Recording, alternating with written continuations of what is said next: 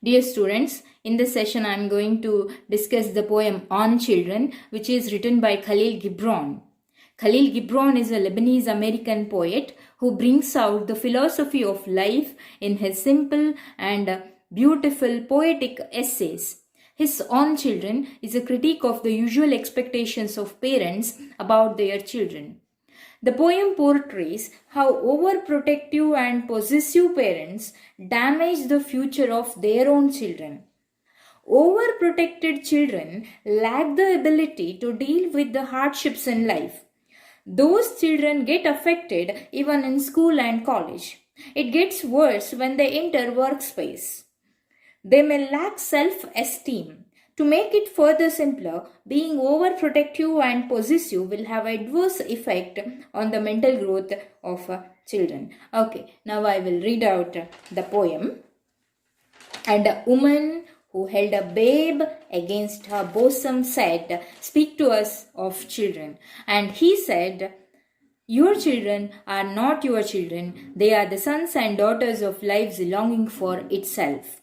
They come through you, but not from you, and though they are with you, yet they belong not to you. You may give them your love, but not your thoughts, for they have their own thoughts. You may house their bodies, but not their souls, for their souls dwell in the house of tomorrow, which you cannot visit, not even in your dreams. You may strive to be like them, but seek not to make them like you, for life goes not backward, nor tarries with yesterday. You are the bows from which your children, as living arrows, are sent forth. The archer sees the mark upon the path of the infinite, and he bends you with his might, that his arrows may go swift and far. Let your bending in the archer's hand be for gladness. For even as he loves the arrow that flies, so he loves the bow that is stable." Okay, now I will read out the opening line once again. And a woman who held a babe against her bosom said, "Speak to us of children." And he said, "Your children are not your children. They are the sons and daughters of life's longing for itself." In this poem, a mother approaches the prophet to know about his perspectives on children. And a woman who held a babe against her bosom said, "Speak to us of children." So a mother approaches the prophet to know about his perspectives on children. He captures the attention by making shocking declaration, that is, your children are not your children. They are the sons and daughters of life's longing for itself. Here he beautifully brings up the concept of life's creations and aspirations. Everyone has their own aspirations or dreams. It means that everybody has the right to dream and to accomplish the same. Hence, parents should not impose their dreams on their children. Okay, now coming to the next line of the poem. They come through you, but not from you, and though they are with you, yet they belong not to you. You may give them your love, but not your thoughts, for they have their own thoughts. These lines mean that parents are just biological means or tools. Children come through them. Though they are with their parents, they do not belong to them.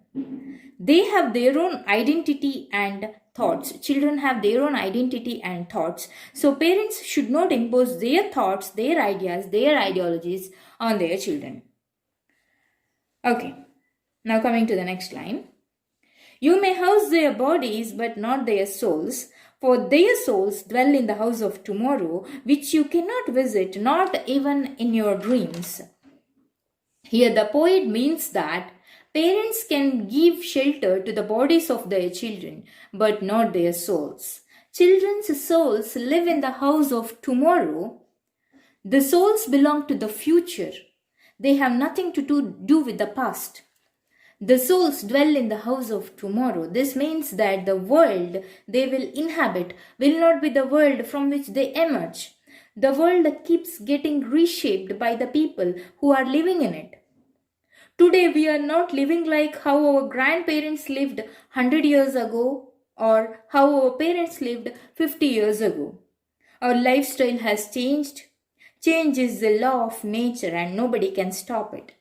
So children's souls dwell in the house of tomorrow, which parents may not visit even in dreams. You may strive to be like them, but seek not to make them like you. For life goes not backward, nor tarries with yesterday. This is the next line of the poem. You may strive to be like them, but seek not to make them like you. For life goes not backward, nor tarries with yesterday. In these lines, parents are suggested to follow the ways of children than trying to change them. The prophet says that this is because life keeps moving forward and it never retracts. In other words, life never moves backward. As I already mentioned, it has nothing to do with the past. Here I remember famous lines by Kannada poet Gopal Krishna Adika. In his Nadedu Banda Dari, he writes, Nadedu Banda Dari kadege tirugisabeda kanna ಹೊರಳಿಸಬೇಡ ಮುಂದೆ ನೋಡು ದಾರಿ ಸಾವಿರಾರು mile ದೂರ ಸಾಲು ಸಾಲು dare ನಡೆದು ಬಂದ ದಾರಿ ಕಡೆಗೆ ತಿರುಗಿಸಬೇಡ ಕಣ್ಣ ಹೊರಳಿಸಬೇಡ ಮುಂದೆ ನೋಡು ದಾರಿ ಸಾವಿರಾರು ಮೈಲಿ ದೂರ ಸಾಲು ಸಾಲು dare. So, past is past, past is lost. It is history, it is like waste paper. Leave the past where it belongs and keep moving on. Okay, now coming to the next line of the poem. You are the bows from which your children as living arrows are sent forth. The archer sees the mark upon the path of the infinite and he bends you with his might that his arrows may go swift and far. Gibran uses metaphors such as calling parents bows that help arrows or children to reach their destinations and goals. Metaphor is a figure of speech in which a word or phrase is applied to an object or action to which it is not literally applicable. Here parents are compared to bows, children are compared to arrows. Parents are compared to bows, children are compared to arrows. The archer here, the archer is God or nature or the divine will, which has the broad view of life when it creates human beings.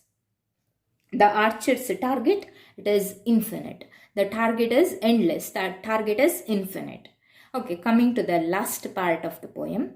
Let your bending in the archer's hand be for gladness.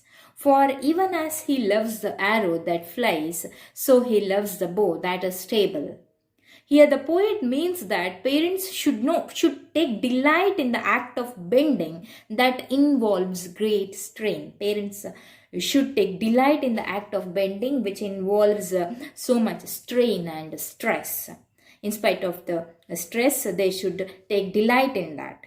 And God loves both the bow and arrow as they complacent each other on life's infinite journey. Thank you.